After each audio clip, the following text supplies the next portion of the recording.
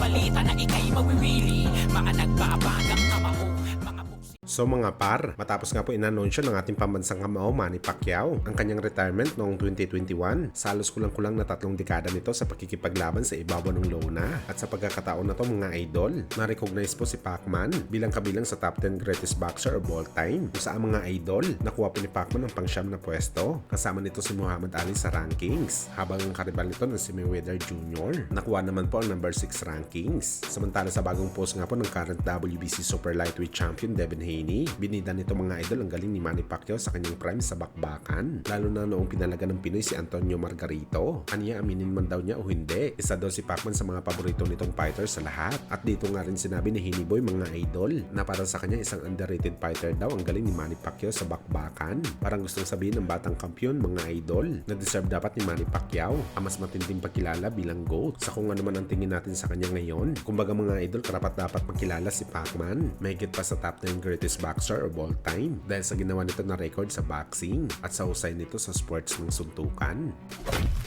Sa kabilang banda naman mga idol, sa bagong post nga po ng Angas ng Pinas General Casimero sa kanyang Facebook page na Cuadro Alas It's My Boy, aniya malapit na daw mag-cross ang landas nila ni Inoue sa bakbakan. Ganito kalaki ang kumpiyansa mga idol ng kampo ni Cuadro Alas na makukuha talaga nila ang laban sa Japanese Monster. Subalit maraming mga Pinoy boxing fans ang nagsasabi mga idol na suntok daw sa hangin ang sinasabi ni Casimero na mapalaban kay Inoue na walang Sean Gibbons sa tabi niya dahil ang MP Promotion President lang daw ang may kakayahan na ikasa ang bakbakan nila ni Inoue.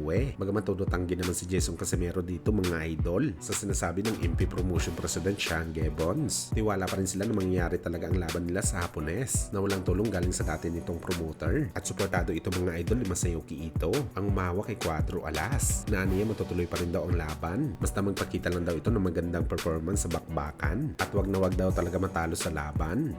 Alam namin na maglalaban talaga sila ni Utol at si Naoya Inoue. Matagal na sinabi sa amin yan. Basta yung sabi ni namin, promoter, basta gagawin niyo lang na maganda yung laban ninyo. Wag na wag lang kayo matatalo. Lalaban talaga si Naoya Inoue sa inyo. So ngayon, yung tanong ninyo, sa sinasabi niyo mahina yung promoter ninyo, Cuadro Alas, hindi kayo nakakalaban ng malaking laban. Bakit kami makakalaban ng malaking laban? Hawak ng mga asong puti yung mga kilalang boxer. Alam naman nila na kakatayin lang nila. Alam lang naman kakatayin namin yung mga hawak nila.